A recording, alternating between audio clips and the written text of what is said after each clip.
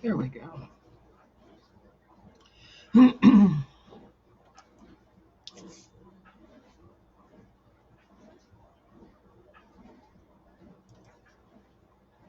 Oh, okay. I guess I'm being filmed already. All right. It's hard to tell nowadays. There we go. This is Emily Craig on Facebook, and we're thinking about the events and the future that's coming at us. And so we need to balance our expectations with one justice and two options. All right. Now, we live in a nation, the United States, that's ostensibly a Christian nation.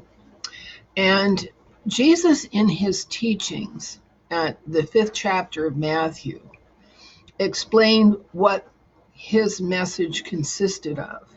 And that was Matthew 5:16 through 21, that Christians obey the laws of God, which comprise common law, by the way. We have a common law constitution. We have common laws of the land in every state. All right. However, this nation's elite leadership has overwritten the holy laws of God and common law with treaties, treaties, international treaties, trade treaties, the Greada Treaty, the Townine Treaty, okay, overwritten the laws of God, common laws, with rules of commerce. You'll notice in common laws and the laws of God, the rights of the individual soul are articulated. Okay. In the Constitution, rights are articulated.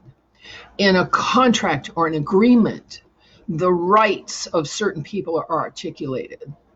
But in the treaties I've just referred to, the LNU and the Greada and the Townine and trade treaties, there are no human or rights to life articulated. And so basically, the laws of God in the West have been overwritten by commerce. So we're not following. We're not following what Jesus told us to follow. Okay, that's number one. Number two, where Jesus had teachings about behavior and intention, how to make one's intentions align with one's behavior, called the Beatitudes. Okay, let your yes mean yes, your no mean no. Do unto others as you would have them do unto you. He who is faithful in what is least is faithful also in much, and so on and so forth. He had teachings that were kind of rough in the short term, but in the long term, work out better. All right. That's the second part. The third part that we see in Acts 1 and 2 is that Jesus taught community. He taught community of one purse. Now, where do you see that today? You see that in the Anabaptist tradition, the Amish, Mennonites, Hutterites, 12 tribes, in monasteries and convents. That's it.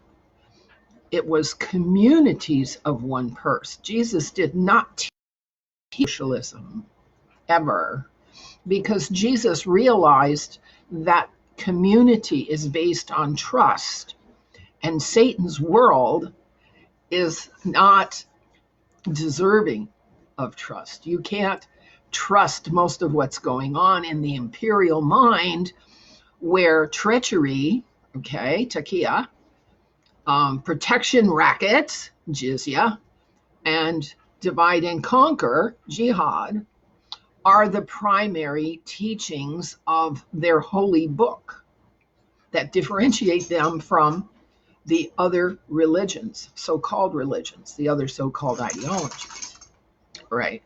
So there are three aspects of what's going on in our world that violate the principles of making peace and being peaceable and expecting goodness in your own trusted community. All right. And so we're due for some blowback, and that's the absolute truth of it. And I don't know, none of us can know just how far, how deep that blowback is going to hit us. Now, Jesus said, as in the days of Noah, when people were eating and drinking and marrying and doing business and everything, and the flood came and washed them all away. All right. There are many groups and stations and classes and cultures and societies of people who have created their own little world based on the laws of mammon and money, who don't care about the creation or the right to life or the rights of others. They are for just us, not justice, just us. Okay. A lot of people like that nowadays.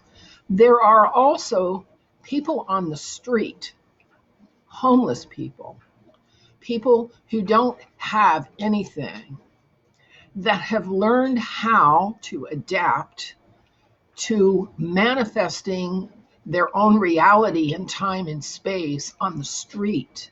And they may be homeless, but they're more intelligent and more enlightened and more gifted in sharing and caring than the well-to-do. So we can't just dismiss and discount the people who are homeless, who actually have turned their self-discipline into a form of survival without the trappings of society. I've met several of these. They're extraordinary people, the homeless.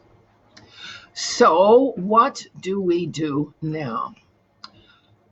It's time for us to exhibit and display a little bit of humility, okay?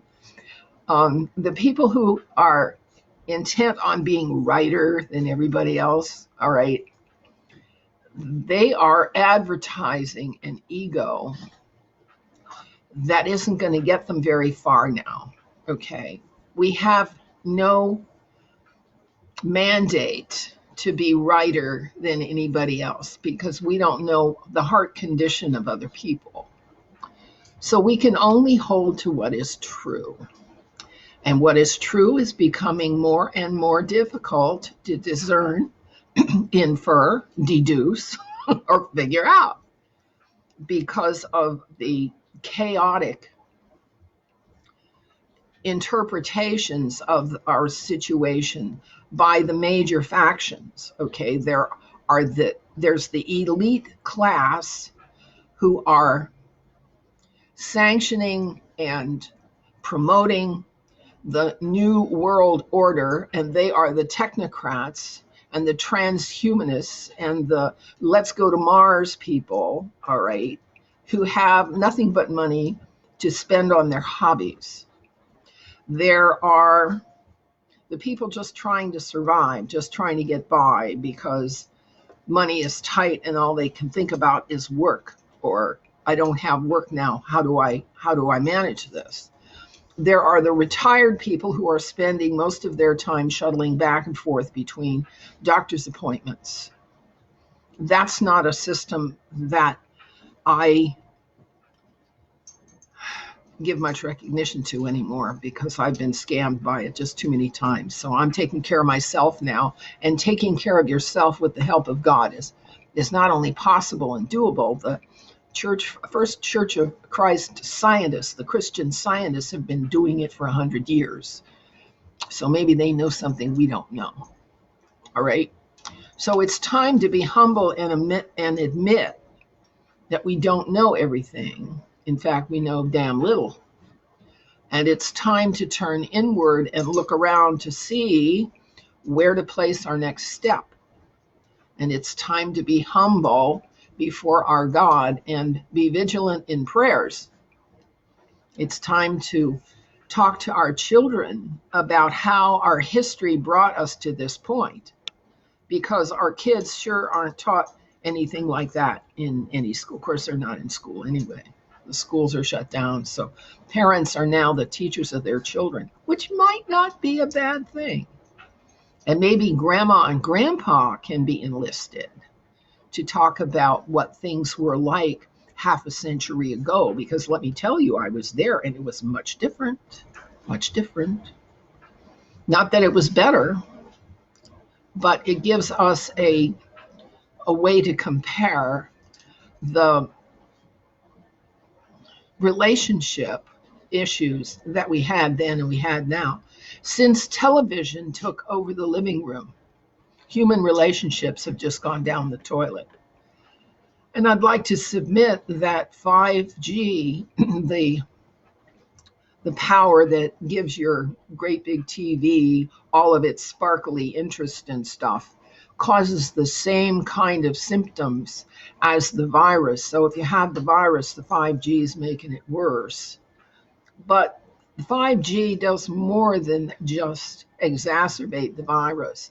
5G explodes the water molecules in your cells. So you have to keep drinking and drinking and drinking and drinking, or else you get dizzy.